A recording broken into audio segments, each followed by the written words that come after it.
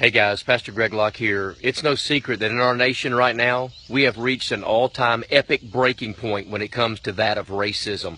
One of the things I can't stand is when people say, well, you're a white pastor, so apparently you hate black people.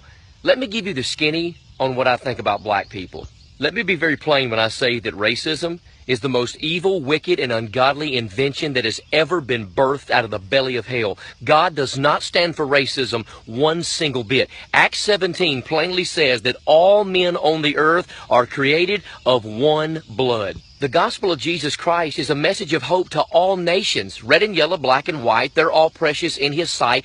Any church that is selective on who it ministers to because of their ethnicity is an evil congregation that needs to be closed down because it's not a local New Testament church. Then the critics like to say, what about the Christian organizations like the KKK? Do you stand with them? If the KKK is a Christian organization, then I'm a Japanese navigator. Are you kidding me? There's not one thing biblical or Christian about the KKK.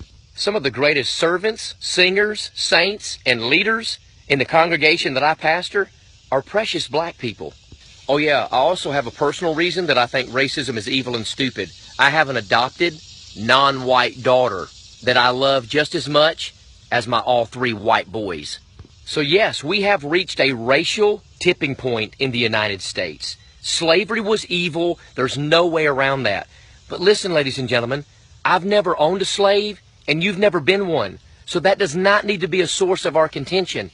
So here's a truth that some people don't want to hear, but it's still the truth nonetheless. The biggest race baiters in the United States of America is the liberal media, especially CNN. They want us shooting each other. They want us killing each other. They want civil unrest, ladies and gentlemen. There is no way around that fact. Let's not give in to their progressive agenda. We need to love one another. Racial reconciliation is something that we can see in this generation. A number of years ago, I was invited to a church in Alabama, and when I arrived, I found out the reason they didn't have a pastor is because they had fired him for allowing a black missionary to speak and share his ministry on a Wednesday night.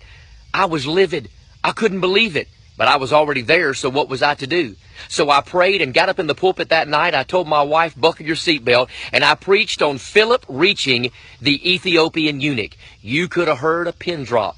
It was colder than a mother-in-law's kiss in that building. But I preached against the evils and the hatred and the deviance and disobedience of racism. And to my surprise, when I gave the invitation, many of those gray-haired elderly saints that had been in that church and in that mindset for many years came to the altar. They began to weep. They began to cry. And that night we saw a revival of racial reconciliation. And ladies and gentlemen, that is what we need in the United States of America right now, this very moment. May God fill our hearts with grace. May we throw down our rocks and love and accept one another regardless of the color of our skin.